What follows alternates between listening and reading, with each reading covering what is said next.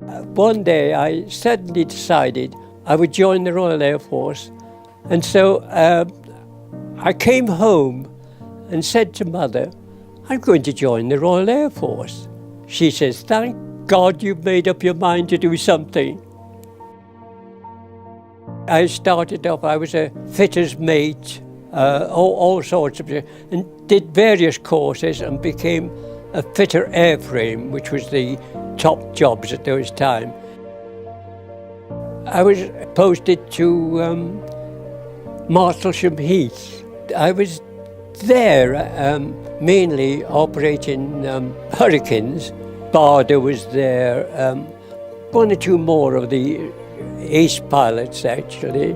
We were there one Christmas time and Barder served our lunch for us, which used to happen in those days.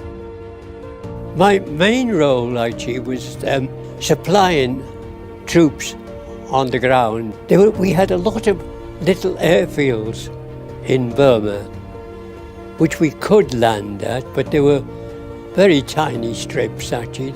We used to get airborne and we'd settle down at about 16,000 feet.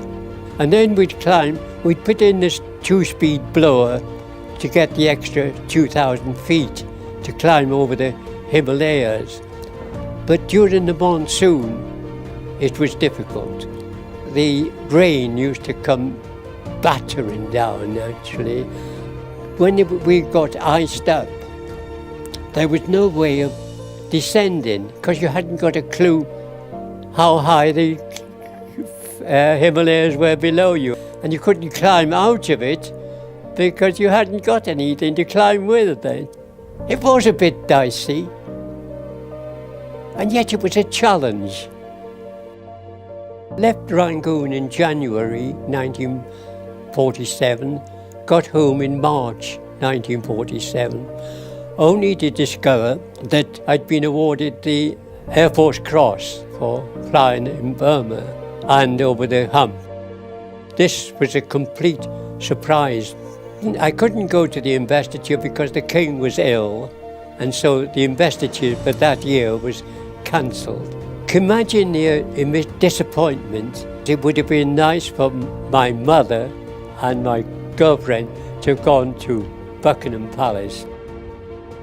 I then was posted as Senior Administrative Officer to RAF Silloth in Carlisle. I don't know why. No, I can't explain this to myself. I'd never flown a jet in my life. The most fastest thing I'd flown was a Mosquito, actually.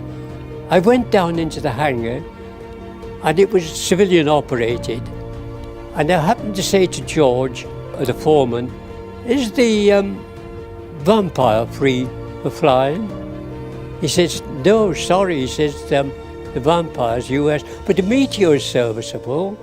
So I said, oh, I'll take the Meteor then. So I got airborne in the Meteor and did a few runs around, never having a clue about it. And then in the afternoon, I managed to fly the Vampire. The next day, I had to ferry the Vampire down to Odium. That was my introduction to jets. I've flown over 20 different types of aeroplanes. Lancasters, Lincolns, Yorks, Harvards, Expeditors. Oh, you name them, I've flown the majority of them.